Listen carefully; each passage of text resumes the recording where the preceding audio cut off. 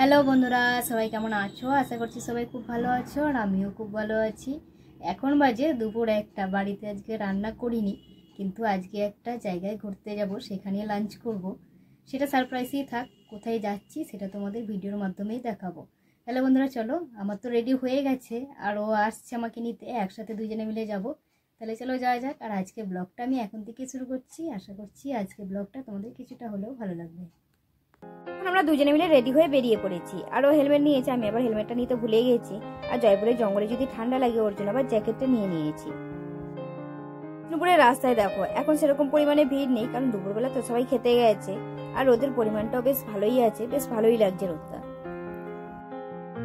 ব্লগটা ছিল কিছুদিন আগে, তখন হালকা ঠান্ডা ছিল, তখন আমি ব্লগটা তোমাদের সাথে শেয়ার করতে পারিনি। ব্লগটা ছিল তাই ভাবলাম আজকে শেয়ার করে দিই তোমাদের সাথে।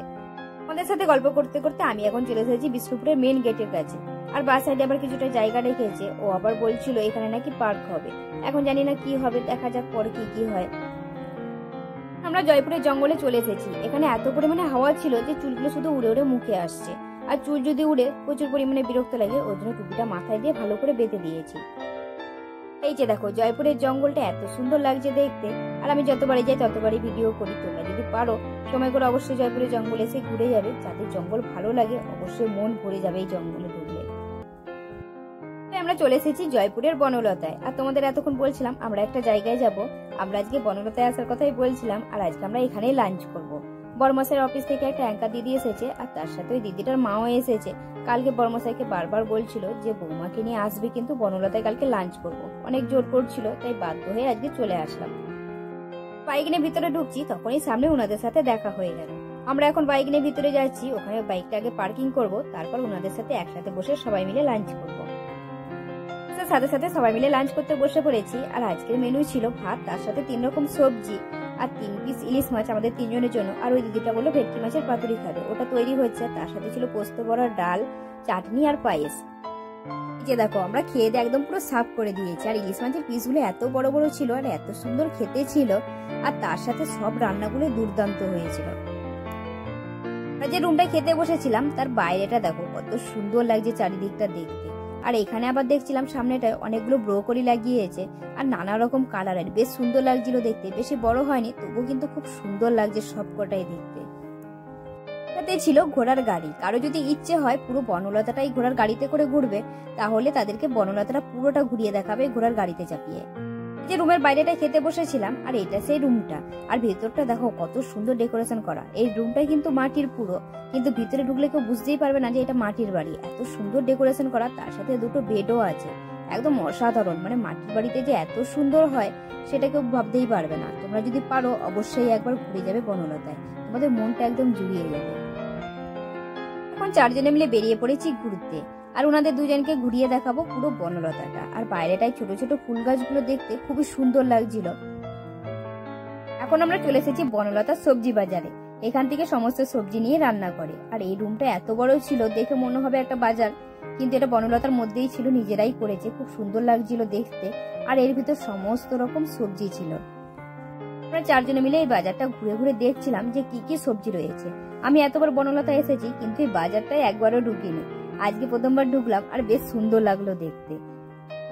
পরে আমরা চলে এসেছিলাম গোলাপ বাগানে। আর সব গোলাপ গাছগুলোই দেখো একদম রেড কালারের ফুল ফুটেছে। এখন তো গাছগুলো ছেটে দিয়েছে, তাই সেরকম ফুল ফুটেনি, 1-2টো ফুটেছে, তাও খুব সুন্দর লাগছে দেখতে। আর এখন আমরা চলে এসেছি পুকুরে। আর এখানে হচ্ছে প্রচুর পরিমাণে মাগুর মাছ আছে, একদম বড় বড়। একটা ঢিল ছুড়লেই দেখছি মাগুর মাছ এক ঝাঁক করে উঠে যাচ্ছে। ওরা ভাবছে হয়তো খাবার দিচ্ছে, ওর জন্য বড় মাছে একটা লাঠি নিয়ে তারপর খোঁচাচ্ছিল মাগুর মাছগুলোকে উঠানোর জন্য। আর এই দিদিটাকে দেখাচ্ছিল যে কত বড় বড় মাগুর মাছ দেখো। আর ওরা তো দেখে পুরো অবাক হয়ে যাচ্ছে, বলছে এত বড় বড় মাগুর মাছ হয়। আর আমিও এর আগে অনেকবার এসেছি, একদম সামনাসামনি দেখতে পাইনি। আর আজকে আমি দেখলাম অনেকগুলো মাগুর মাছ উপর দিকে উঠে গেছে, তাই আমিও দেখে নিলাম খুব সুন্দরভাবে। আর তারপরে ছিল ডালিয়া গাছ। এখন তো অত পরিমাণে ঠান্ডাটা নেই, ওর জন্য ফুল গাছগুলো সেরকম ফুল ফুটেনি, মানে মরে গেছে অনেক ফুল গাছ। ওই যখন প্রচন্ড পরিমাণে ঠান্ডা থাকে তখন যদি বনলতায় আসা যায় তাহলে ঘুরে মজা। এইখানে আসলে আর মনেই হবে না বাড়িতে যাই, এত সুন্দর লাগে শীতকালের দিনে। পরে আমরা চলে এসেছিলাম ইমু পাখি দেখতে। আর ইমু পাখিগুলো দেখো কত সুন্দর লাগছে দেখতে। আর এই ইমু পাখিগুলো যে ডিম দেয় সেগুলো খানিকটা দেখতে তরমুজের মতন, পুরো সবুজ কালারের, এত সুন্দর লাগে দেখতে। আমি একবারই দেখতে পেয়েছিলাম, আর কোনোবারে দেখতে পাইনি। দিদিটার মা দুজনে বলছিল ইমু পাখির ডিম দেখবে, কিন্তু এখানে তো ডিম দেখাই যাচ্ছিল না, কারণ ডিম পাড়ার সঙ্গে সঙ্গে এখানে লোক রাখা আছে, তারা আবার তুলে নেয়, নাহলে রাখলে তো আবার ফাটিয়ে দেবে। জানো তো বন্ধুরা, এখানে আবার ইমু পাখির মাংসও পাওয়া যায়। আমি কোনোদিন খাইনি, আমি শুধু মেনু কার্ডে দেখেছিলাম, আর খাওয়ার ইচ্ছেও নেই কোনোদিন।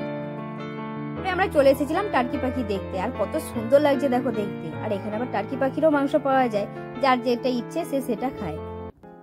আমরা চলে এসেছি ঘোড়া দেখতে, আর এখানে দেখো কতগুলো ঘোড়া একসাথে বাঁধা রয়েছে, কত বড় বড় দেখো ঘোড়াগুলো, আর সব ঘোড়াগুলোই সাদা ছিল, আর আমার সাদা ঘোড়াটাই সব থেকে বেশি ভালো লাগে দেখতে। আমরা চলে এসেছি গোয়াল ঘরে, আর এখানে দেখো কত গরু, এক সাইডে মাগুলোকে রেখেছে আর এক সাইডে আবার বাছুরগুলোকে রেখেছে। আর এই গরুগুলো কিন্তু অনেকটা করে দুধ দেয়, আর শুনেছি এখানে যে গরুর দুধ দেয় সেইগুলো দিয়ে পায়েস বানানো হয়, আর তার সাথে মিষ্টিও বানানো হয়। যে দেখো রাস্তা পরিষ্কার করার জন্য 3 জন বউ ঝাড় দিচ্ছে, আর সবকিছু কাজের জন্যই লোক রাখা রয়েছে। আমরা চলে এসেছি পিঠে বানানোর জায়গায়, আর এখানে দেখো কত ঢেকি রাখা আছে, এখানে নিজেরাই ঢেকিতে চাল গুঁড়ো করে, তারপর সেই চাল গুঁড়ো দিয়ে পিঠে বানানো হয়। যে পিঠে বানানো হয় সেটা পাটিসাপটা পিঠে, একটা পিঠে যদি কেউ নেয় সেটা পুরোটা খেয়ে শেষ করতেই পারবে না, এত বড় বড় পিঠেগুলো। এখানে আবার ছোট করে পার্ক করা ছিল, আর এখানে সব বাচ্চাগুলো আসলেই খেলতে পারবে। আর দেখো কত কি রয়েছে, দোলনা, জাম্পিং, এটা সেটা অনেক কিছু, তবে এখানে চাপতে গেলে আবার টিকিট কেটে তারপর চাপতে হয়। পরে আমরা এখানে এসে 4 জনে মিলে ছবি তুলে নিলাম, কিছু স্মৃতি তো নিজেদের সাথে রাখতেই হবে। আমরা যাচ্ছি বনফুলে, দিদিরা যে গাড়িটা নিয়ে এসেছে সেই গাড়িতে করেই আমি যাচ্ছি, আর বর্মশাই আবার বাইকটা নিয়ে আসছে। যে ফাঁকা জায়গাগুলো দেখছো, পিকনিকের সময় এগুলো ফাঁকাই থাকে না, পুরো ফুল হয়ে যায়, এখানে এসে সবাই পিকনিক করে। আমরা বনফুলে চলে এসেছি, আর বনলতা থেকে বনফুলটা খুব একটা দূরে নয়, 5 মিনিটের রাস্তা, হেঁটেও আসা যায়, কিন্তু মাসিমা হাঁটতে পারছিল না, ওর জন্য গাড়িটা নিয়ে আসলাম।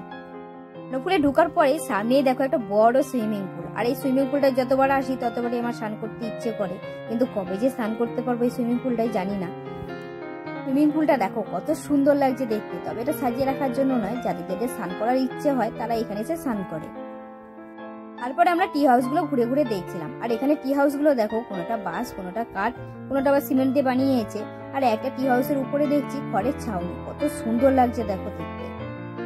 এই সাইডে দেখো দুটো টি হাউস একসাথে, কত সুন্দর লাগছে দেখো দেখতে এই দুটো টি হাউস।